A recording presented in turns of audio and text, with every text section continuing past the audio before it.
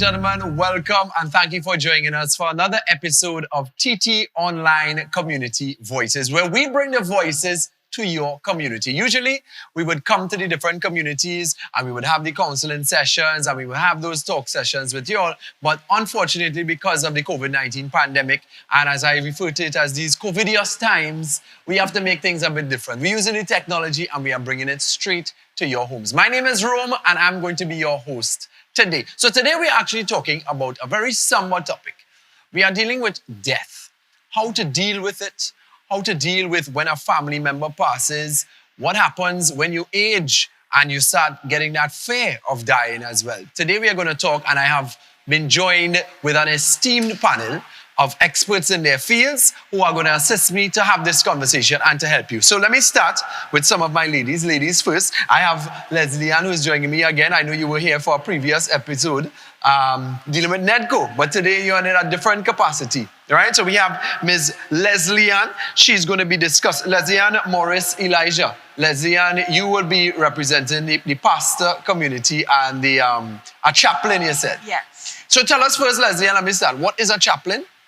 A chaplain is normally somebody who is appointed for the people. Right. It goes beyond religion. It goes beyond culture. It's service to mankind. Okay. So, like some chaplains are in the prison. When you go to the prison, people are in need. Mm-hmm. It's not what religion they are. It's to meet their need and give them hope. All right. You go to the hospital, someone is ill, they need hope. You give hope. You give hope. The So person. a chaplain is basically neutral. Yes. So no religion really. Yes. You represent all religions. Yes, but most time you're appointed from some religious background. Ah, okay. Yeah, most okay. time And you're a take- pastor. Yes. All I'm a right, pastor. great. So we have Leslie, and thank you for joining us. Thank you. Also, I have Ovida Franklin with us. She is a social worker at the National Family Services. So welcome, Ovida. Thank you. All right, and to my right, this lovely lady on my right-hand side, I have Ms. Michelle McIntyre. She's a counseling psychologist. So let me start, Michelle. What is the difference between a psychologist and a psychiatrist?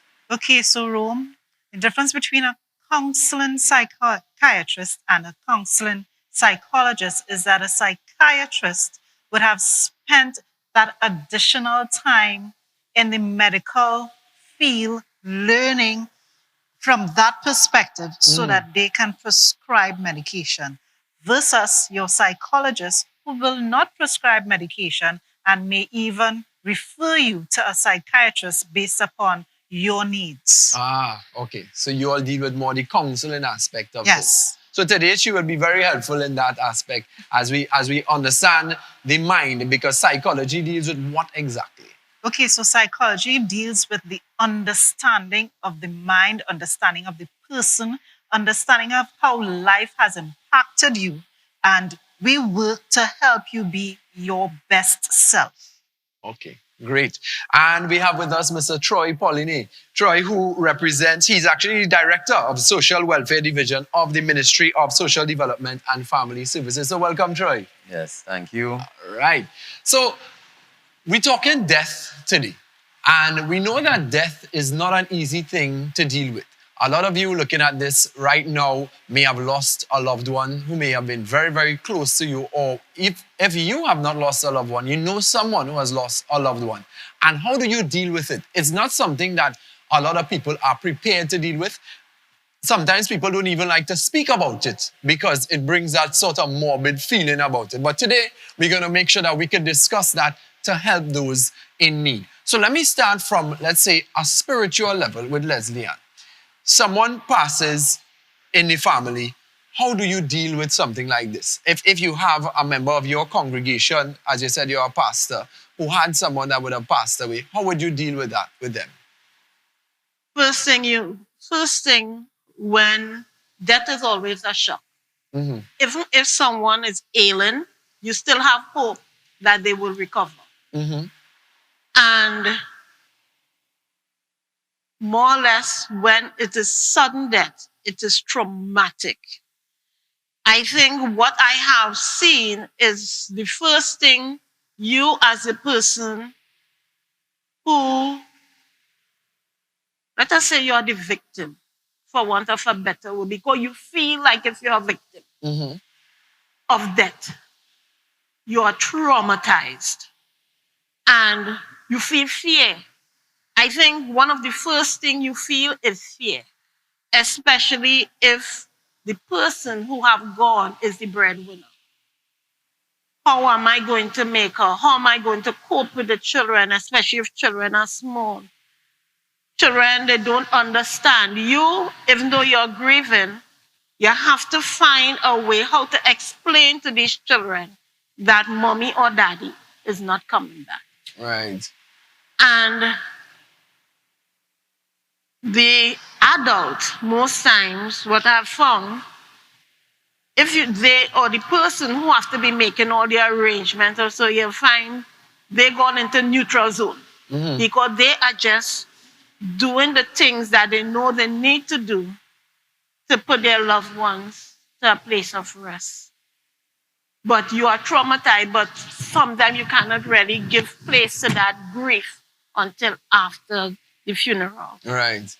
But sometimes you would find if somebody close to you dies, a lot of people ask, but they were a good person. Why God doing this to me? Why God take them away if they were a good person? There's so many bad people out there. Why God don't take them instead?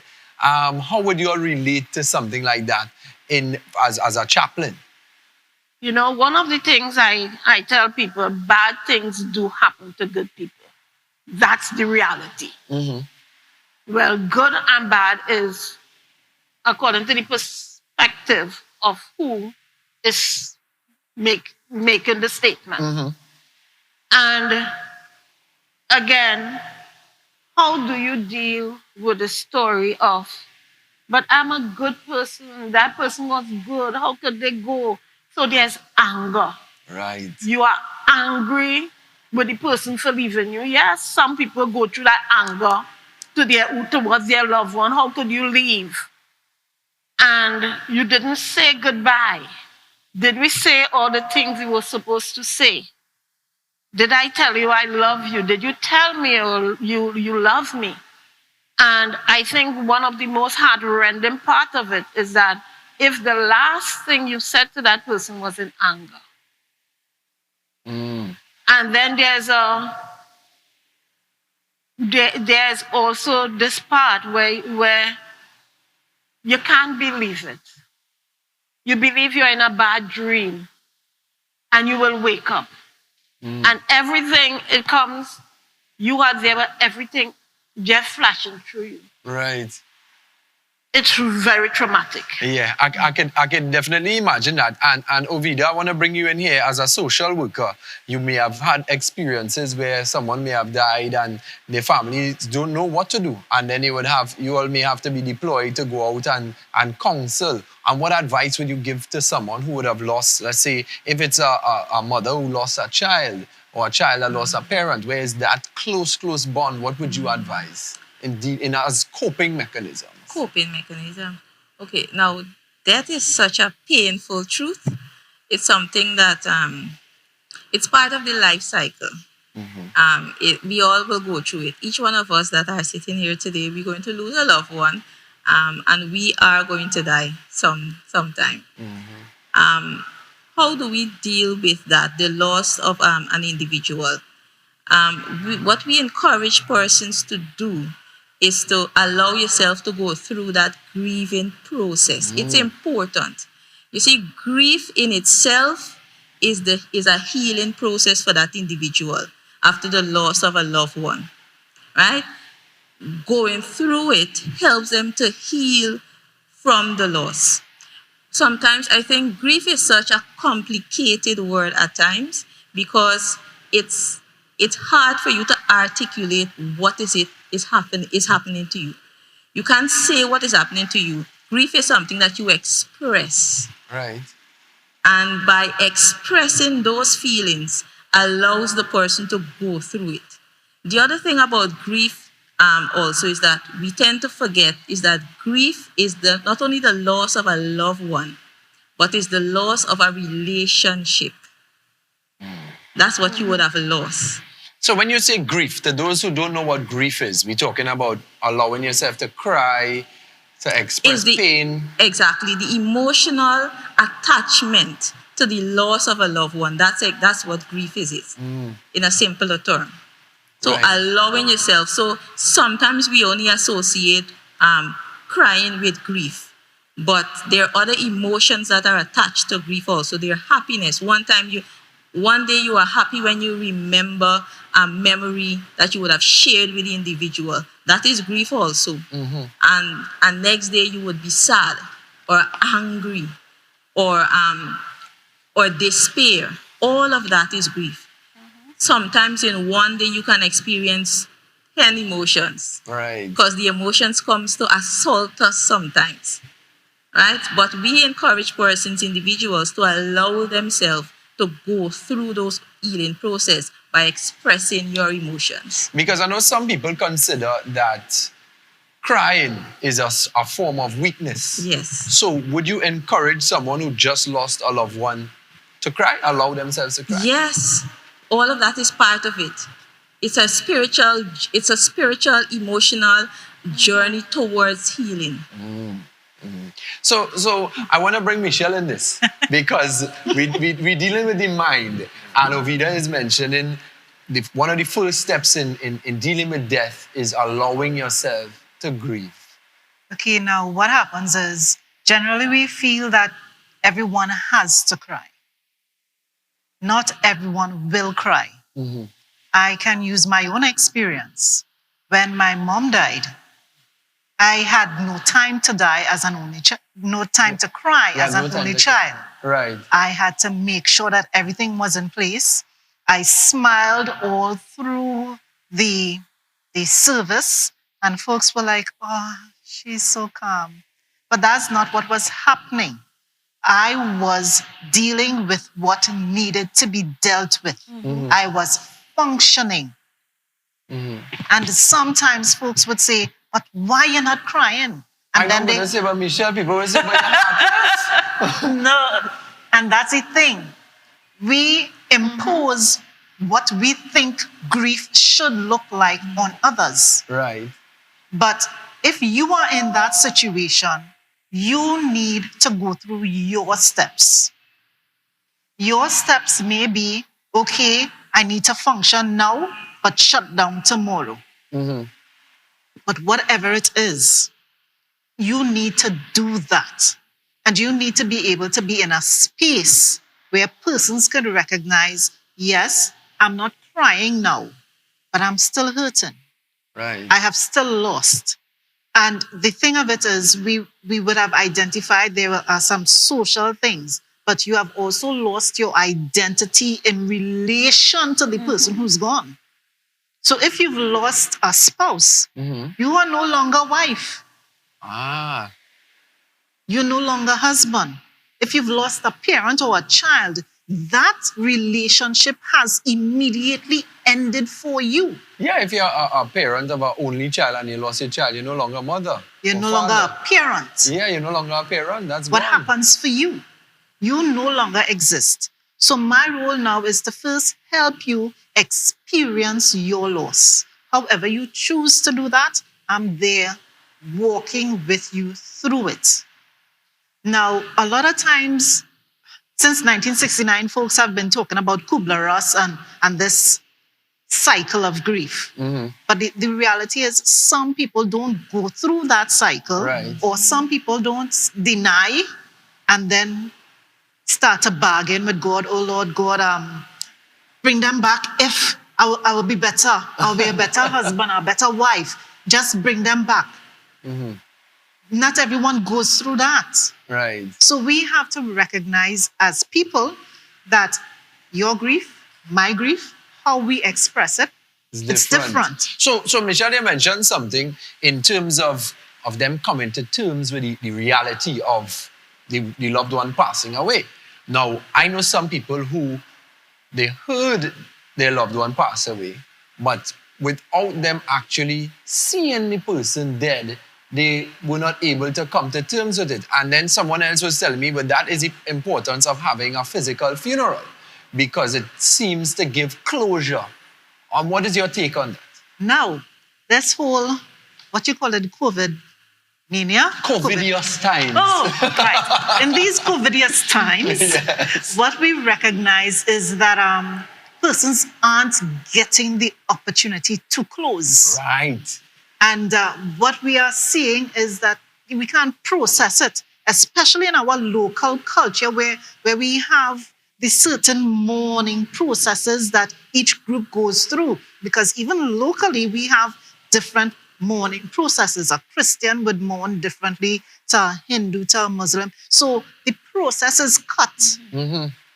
So the things that you normally would go through, the people that would normally come and hold you, your tribe, it's not there. Your church, it's not there.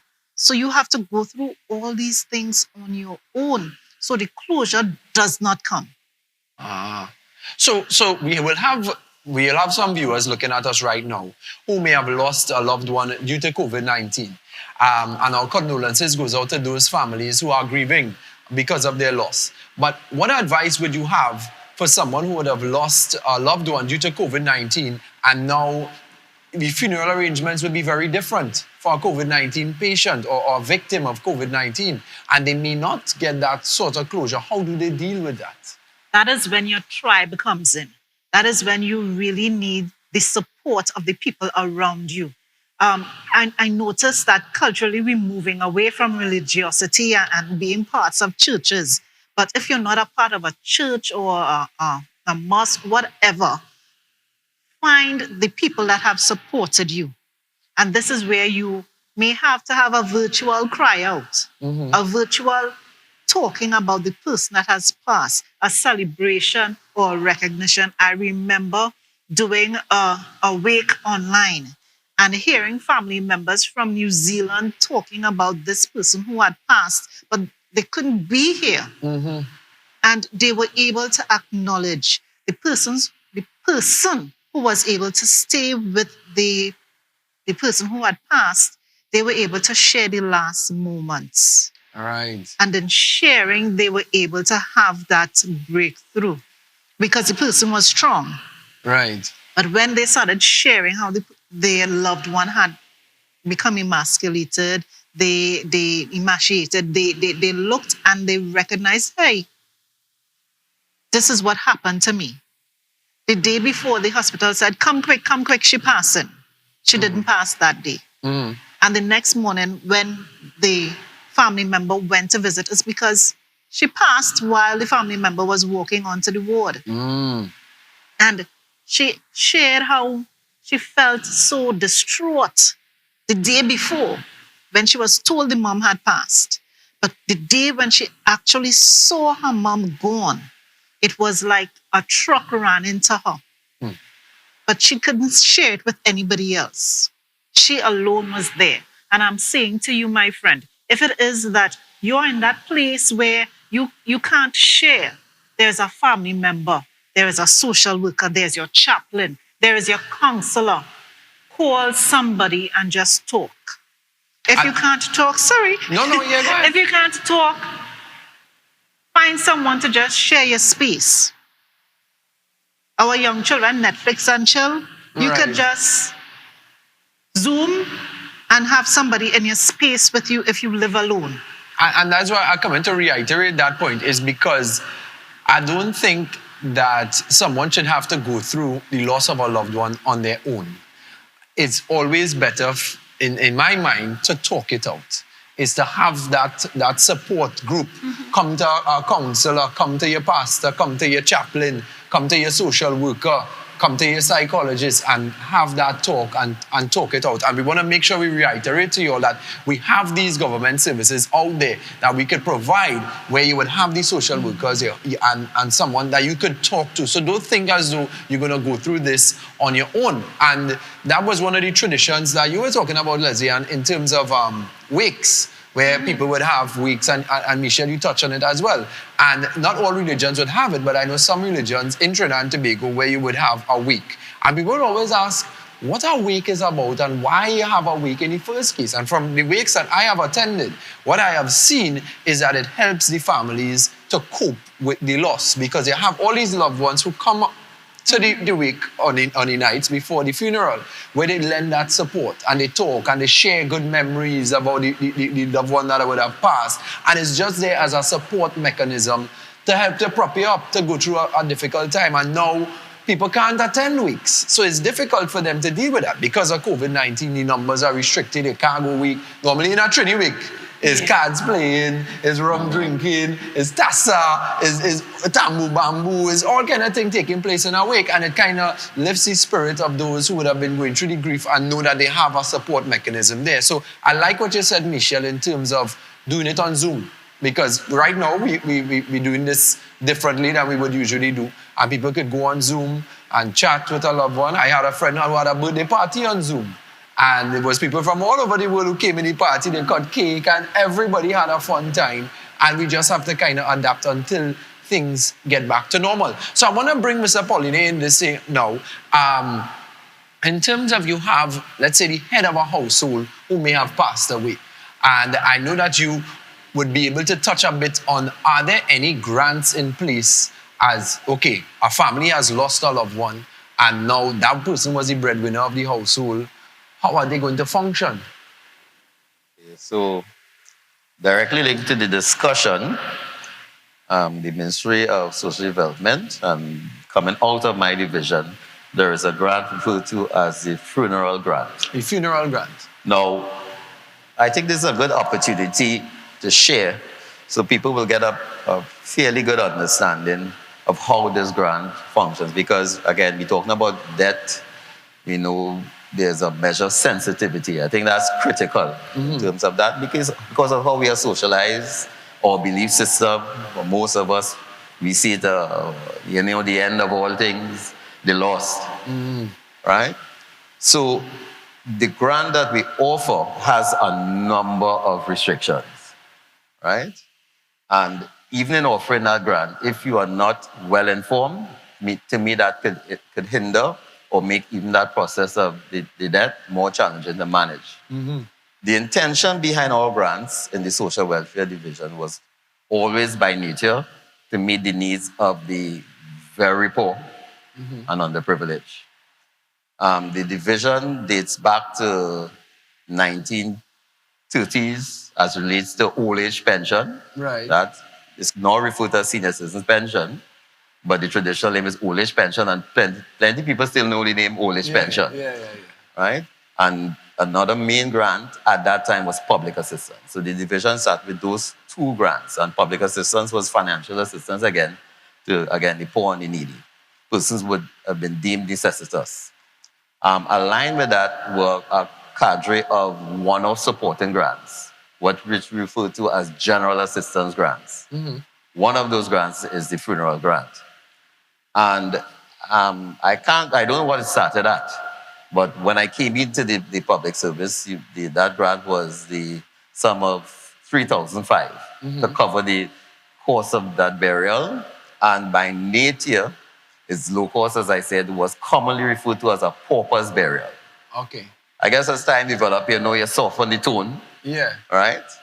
And with the last arrangement that we have in place with funeral agencies, right? The payment as it relates to that funeral, and we're talking about two types of grants here, but the funeral grant as relates to a burial order is now at the sum of $7,000. $7,000. And one may argue that it probably needs to be reviewed, probably based on changes in the financial situation, the economy, right? Inflation probably should be up, maybe I would say on average, maybe at about $10,000. Right. But the fact of the matter is a funeral agency can do a funeral for as little as $7,000. So you could get a funeral for $7,000? Yes, you can. All right. And we are challenged in some areas because we have agreements with funeral agencies. But I would say that not all the times we have the conformity that should result. Would this, all right, so we're talking a funeral here, and the $7,000 supposed to cover the funeral. Would this cover from the service to the burial itself of the person or the cremation of the person? It will cover the basic expenses. Sometimes persons will attach little additions that they may likely pay out of pocket, say the number of those brochures that you may have, you know, because if you print 10, if you print 100, you print 200, the price will vary. So that may oftentimes comes out of pocket. But the basic, let's say, the burial services normally will attach, let's say, storage of the body, right? Whatever processes involved in the embalming, and the cost of a modest, let's say, coffin to that effect, right? Now, my experience have taught me that funeral has no real price. Right. The cost to refrigerate a poor person and a rich person, they're no different. Right? The embalming mightn't be any big difference. What you really pay for might be, in reality, might be what the send-off is in. Maybe a cardboard box will have a variation to a casket of gold. Right. However, the psychology behind it plays an important part. So, from what I've seen, and that's where the chances are. Sometimes I believe people make an assessment of what your means are and perceive that it's part of perception. Right? So I may be wrong. But it may be perceived that because of that, the price may vary. Right. But coming back to the grants, right? So we have this burial order, which comes up front. And of course, you must, of course, meet with a funeral agency. Sometimes persons may come into office before, and we advise them, well, you need to go to a funeral agency who is willing to agree to that $7,000 payment, which there are many. Most of the funeral agencies aligned to the government as contractors to that effect. And we have to make an assessment as to whether this is necessary. So it is not an optional grant. Right? You cannot come but say, I am entitled to this assistance. Right? You must qualify for it. So you have to qualify for the grant. So give us a little run through of what qualifies you for this grant. So as we speak, the ministry has attached to a number of our grants and services, or I should say grants, most of them services, a standard means test. Right. Whereby, in principle, what we are looking at is the income of the household, right? And we measure that income by what has been deemed to be the poverty line of the household. Okay. It's not a fixed amount, right? But there's a measure. How quickly can I say that? Of the figure of $1,432 or $39.02 is defined as the poverty line for an individual between the ages of 19 to 29. So this 1,000 something is per month? Yes. So if you're making less than I know you're bringing 1,000. from me. Well, that's how it was worked out scientifically. Right, so 1,000 how much? $1,439.02 $1,439.02. is deemed to be the poverty line for an individual between the ages of 19 to 29. Between 19 to 29. So that has been given the score of 1, or that's the whole amount. Everybody else from birth up to that age 19 or older than 29 to death would be a portion of that. Right? Okay. A lesser amount of that. Okay. They're saying that person, he or she is in the prime of his life requiring the most sustenance. Right. And there's a figure there included there probably to put a shirt on your back, maybe a skirt, put on a skirt, a shoe on your foot. Right? I might add, as I said, it's scientific. And again, we're looking at reviewing it because it has been noticed that over the years, by way of inflation, it needs to probably be adjusted. But that's the poverty line. There's also a line of vulnerability, which is just a little higher, around 1,700 plus. I can't remember the exact figure. And there's also a food poor line, which is about 500 and some change.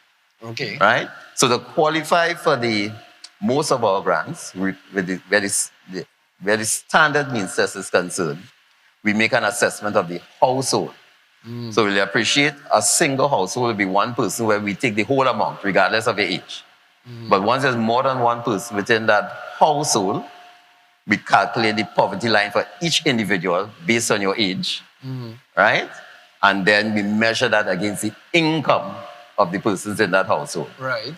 So if the income falls up above the poverty line of the members of the household, we say this is a household that we could give assistance to. And notice I said household, because if you go back to traditionally the extended family, we had these times where you had a number of persons making up the household, a number of families. So I'm referring to the household. Right, so determines the you grant. calculate the poverty line of the household. Right, so you could have more than one family in that household, And you right? can have more than one family in the Right. household. How we describe the household is who, you could say, traditionally, you see colloquially eating out of one pot. Okay. You coming together to share groceries and be cooking out of one pot. So you could appreciate in a household, you could have more than one family or more than one family, but separate households. If I and my wife and children have our own stove and our own cooking processes, and you have your own, even though it might be one stove, it would be considered two households. So we try to assess what is the makeup of the So do household you send a to the social poverty line. worker to the household to determine this? Or Yes. is it an interview Well, process? In terms of the burial order, and that again is we are challenged because the burial order is coming up front, right? In order to pay for the funeral to be, right? But we also have a burial assistance grant, which comes after. And that one, it's a little more than the 7 because we allow you to pay a small portion of it and the balance to be paid to the funeral agency. And by the way, this is very important. No money actually goes into the hand of the person seeking the funeral. So the agency is paid. In the term, the concept of So the burial government is order, paying the yes, agency. the concept of the burial order will be somewhat ordering the funeral agency to conduct this funeral for no more than $7,000. So they are paid after, and the burial assistance is the agreement where the funeral agency would have accepted maybe a down payment. What you say, well, this is what I have, and they claim the balance, right, to that effect. But of course, being low cost in nature. You keep on mentioning burial order. Yes. This is new to me. I never had to bury someone. What is Right. a burial order? Right. So a burial order, we have design and we still actually use that. A little chit, right? Like a receipt where when someone applies for the grant for a burial to be, let's say you propose the funeral to be, today's Friday, next week Tuesday, you come to us and we say, okay, we have met the conditions, and we fill out this receipt and we say, take this to the funeral agency. It's actually ordering the agency to proceed to bury this person and we will reimburse you.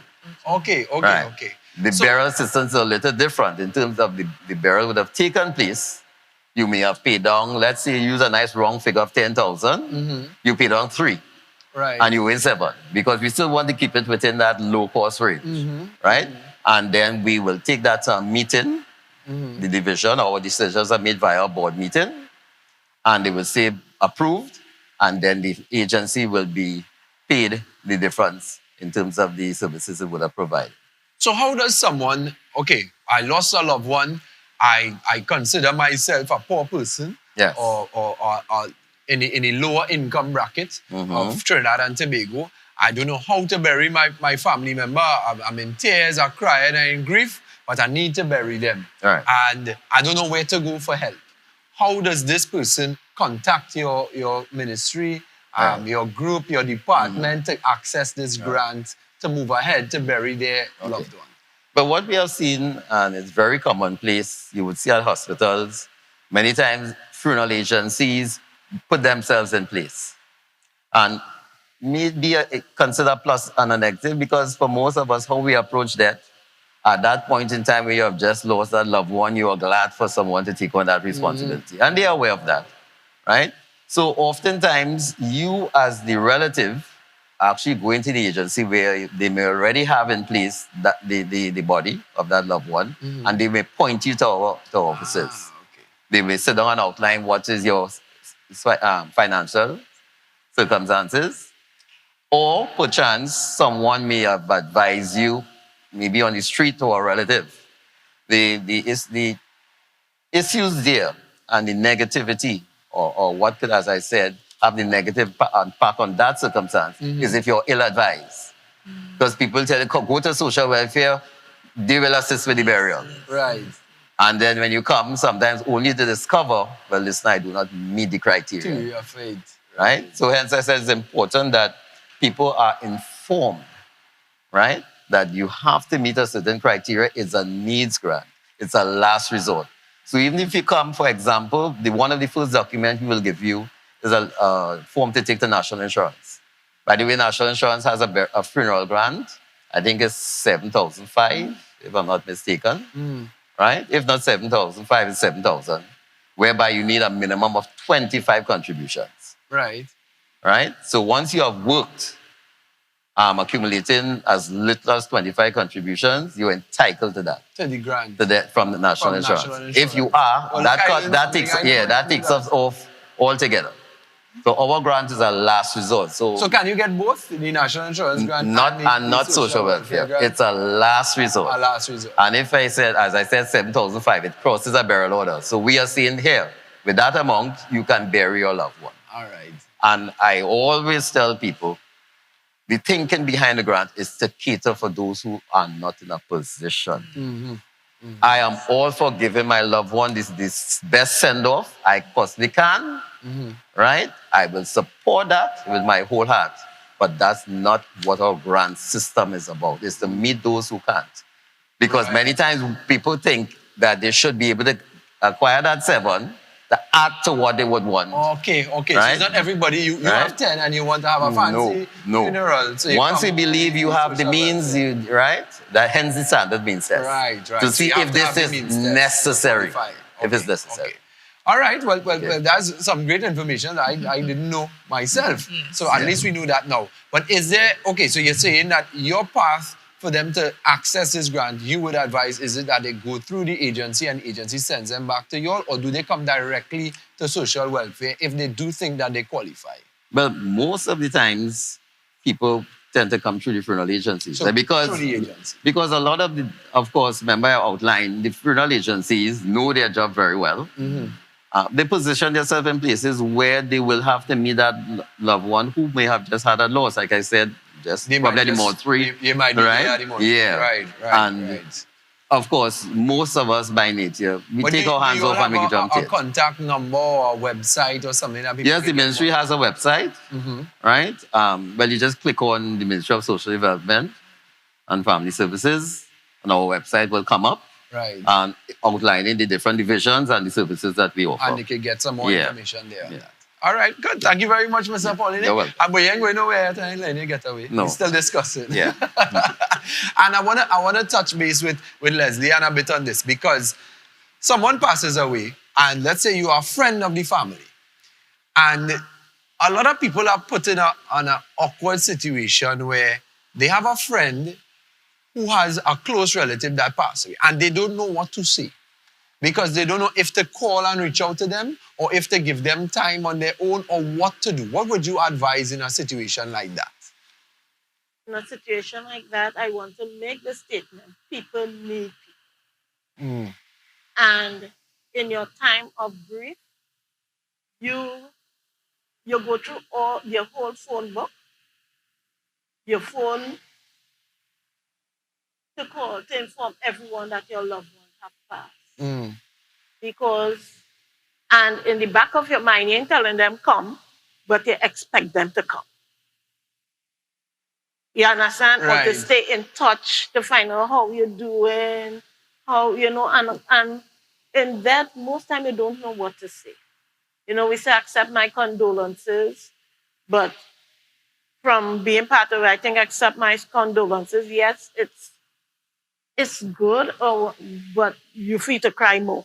You as the recipient. But it's a word that have been used throughout time, but you just want the person to know, I sympathize. You ever had someone that was near to you that passed away? Many. True. Many of my family members died.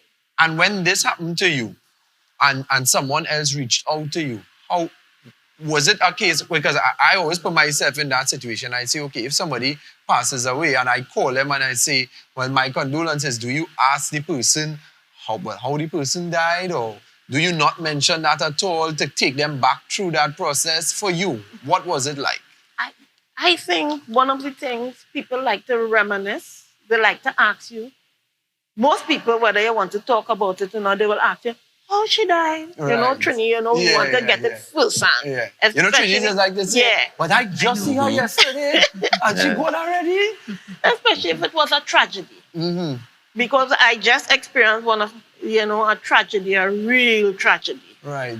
And, I will go across every night. Well, not my tragedy, somebody. And everybody come, they want to know, how did die? What happened? And here it is this person reliving it. But that's part of the process.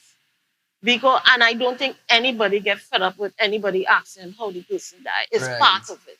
Because when you hear yourself speak, it kind of make the reality, make the person alive, the reality of it. But you want people to come. The saddest part, this is one thing I realized. My father died when I was 12. And we are from Point Fortin. So, is he wake, is he everything else? But the saddest thing was the night after that funeral. When everybody gone home. And this is when you really feel that loss. You look around at the family and you see that person is missing. And that's when it really impacts you that person is gone. Because most time you're doing things, people are there, you're talking, you might be laughing, but you feel that deep pain that you cannot really say to those around you, I feel a deep pain in a place I never thought I would feel that pain. And it is after the funeral you really need people. And it is so emotional. One of the things I tell people, how do you deal with that loss? You need to do things that are normal. Even though that person will be missing, have family dinner together, the breakfast if you could, go on a little recreation, because you need to try to get back life as normal as possible. Right. With that loss, because it's devastating. The other thing I realized with grief, all of us in this room, we are grieving for the same person. But few of us can articulate it. Say, I am grieving for mommy, I am grieving for daddy. As she said, grief is personal to you. That relationship that only you and that person have, that have been severed. And there's a silent scream that you hear silent, where it's internal, that grief. All of us grieving, but my grief is personal to me. Different for everyone. I might react different. I might be angry. I might be hitting out with each other. But one of the things I want to say today in grief, be gentle with yourself. May I? Yeah, sure, Michelle. Okay, what we have to recognize as well is that anniversaries will come. Your first Christmas without that loved one, if you are a Christmas family, it is going to be different. That person's birthday, it's going to be different. If you had planned to have some achievement with this person and this person has left, when the celebration of achievement comes, you feel the loss again. So don't be rough with yourself. Understand that day by day, things will happen. The person's perfume, you may be sitting in a vehicle and someone comes in with the same perfume, and that triggers you, and you may not have cried before, but you're sitting in a taxi or you're heading home, and the smell triggers the reality of the loss. That is okay. Cry. You don't need to say anything to anybody. You don't need to account to anybody. You are accounting to yourself. I am now going through this stage. It is okay. Now, I noticed we kind of did not speak to the children who have experienced loss. We keep talking as if it's only adults who experience loss. But what I've found is sometimes with children just sitting there, coloring with them, Mm-hmm. watching a game with them, playing a game with them, you don't need to have a child tell you how they feel. Wait until the child says, you know, I'm missing daddy. You know, I'm missing my sibling. Wait for the child to communicate. We have a tendency to force children to experience things the same way adults do. Don't do that if you're in a family and a child is part of the group that has loss. Let them express in their own timing. Now, the thing, Michelle, on this entire topic is that you mentioned the anniversaries and the birthdays and the Christmases and the scent, because I know that that smell too triggers memory. And is it that when you lose someone, or in the case of a child as well, do you remove the pictures or the memories so that it does not bring back up those memories and put you back into that situation of grief? Or do you keep around these memorabilia items so that you remember the person? All right, so I would have been in a grief group for a while. And there was this lady who 20 years later was still in this grief support group. And every time we met, she would show her mom's wallet. Mm-hmm. 20 years later, because this was her keeping the memory of the person alive. Whatever you choose to do is right. Mm-hmm. Some people would clean out the clothes immediately. Mm-hmm. So 2 weeks later, you go back, there's no evidence that that person was ever there. Mm-hmm. Whereas some people, all the pictures are still there. It's about you. Remember, grief is about you. Grief is not about the person that has passed. It is about you and how you process, how you celebrate that relationship. Because I know some people as well, when they're not dealing with it in a great way, sometimes they try to remove all trace of that person. So they will clean out that room, remove all the clothes, change the curtains, change the sheets, paint the room a different color, because they can't stand to go into a room, because every time they walk into this room where the person was, they get that feeling of they are missing them again. So you're saying that it all depends on you. However, you whatever your coping mechanism is to deal with the grief, it's definitely up to you. Yes, because the thing of it is, what you'll find happening is you change your physical, but cognitively, mentally, the person is still there. They're still in your mind, they're still in your heart. Are you going to take your heart out and paint it a different color and put it back in? You can't. Mm-hmm. You can't take out the memories either. So what you going to do? Acknowledge this thing real hurted me, boy. Mm-hmm. This thing real stressing me out. I need to talk to somebody. I need to go and play some cricket. I need to play some football. I need to do something. I need to keep moving. And that's one of the challenges that we as a culture don't recognize. In grief, movement helps the healing. When we tell somebody, well, all right, sit down and relax. No, get up, do something. Mm-hmm. Because when you sit in the grief and you marinate in the grief, it's like when you're cooking. The longer you leave that thing seasoning there, the more taste you will get of it. Right. That's you and grief. Don't let grief marinate with you. Acknowledge that it's there. Okay. So take some time, grieve, and then start to get up and go and start to move and think in a more positive light to get your life back on track. Do some form of activity or something you're advising. Now, what the thing of it is, we could sit down here and say, well, get up, right? But you have to have somebody to get up with you. You have to have somebody that will say, all right, I'll sit you down. Let me cook with you now. Mm. Let me cook for you now. And while that's happening, peel the onions now. Mm-hmm. We know you're going and cry while you're peeling the onions. That's okay. You might as well. Yeah. You might as well. Peel the onions. Cry your heart out. But while you're doing that, make sure that sugar ain't burning on. Right. So you get the person moving.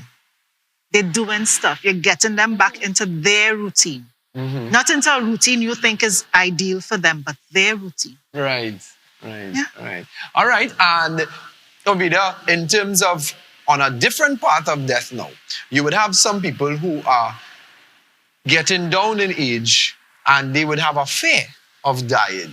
What would you advise from the social worker aspect of somebody who panicking because I turning into a grandpa and I realize my knees hurting me. I have to sap it with brandy and I can't sit down too long because I might be able to get back up. And I say my weight now, 80 something, I'm going to hit 90 and I might go just now and I start to get frightened. What would you advise somebody who is getting down in age and is afraid of death? That's a hard question. Death is inevitable. So there's no getting away from death or running away from it. It comes sudden sometimes, and sometimes we have opportunities to plan for it, but not all the time that happens.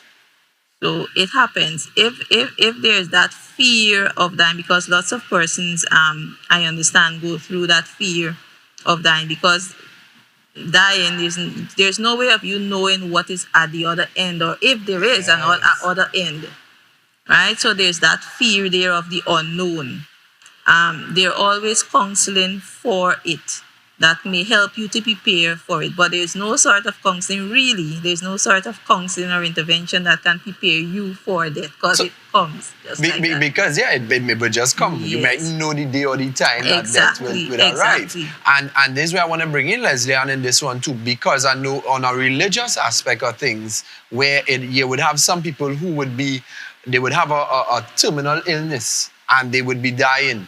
And sometimes they want to make peace before they go. What advice would you have for someone who is terminally ill, or you have a family member who is terminally ill and they felt as though they may not have lived the best life before and now they are frightened because they don't know what is, as Ovidia is saying, is what is on the other side, if there is a heaven or if there is a hell, and where they would be going from the religious standpoint as a chaplain, being neutral in terms of different religions. What advice would you have for someone before they enter that pathway of death?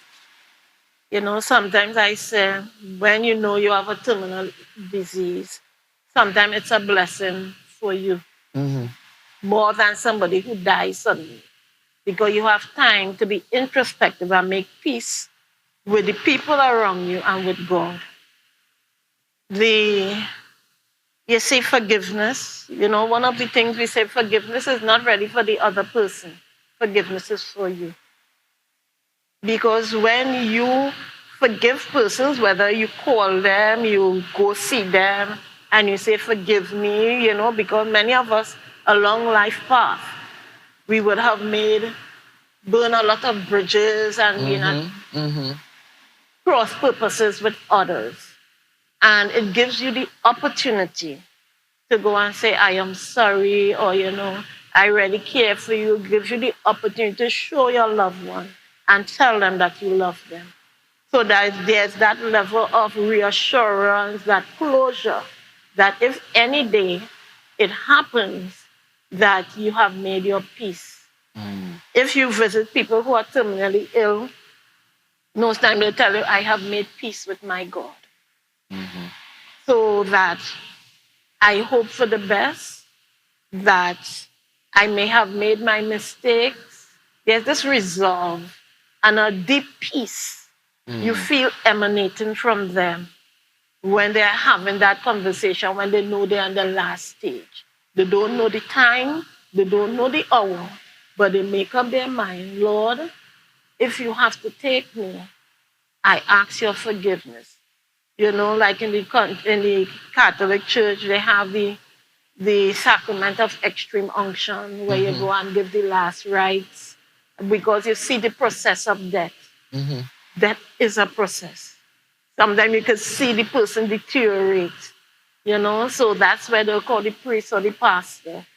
In the Christian faith, we will normally go and lead you in the sinner's prayer, where you will confess with your mouth that, Lord, I accept you as my Lord and Savior. Some people choose to get baptized leading up to knowing that they are going to die. Many people do different things. Yeah. Some people go have their bucket wish. Yeah, Different the last countries meal or something they wherever might want to eat. that they want to thing. They Yeah. might throw. Some people might know that you are ill. They might call a big fete or a Thanksgiving.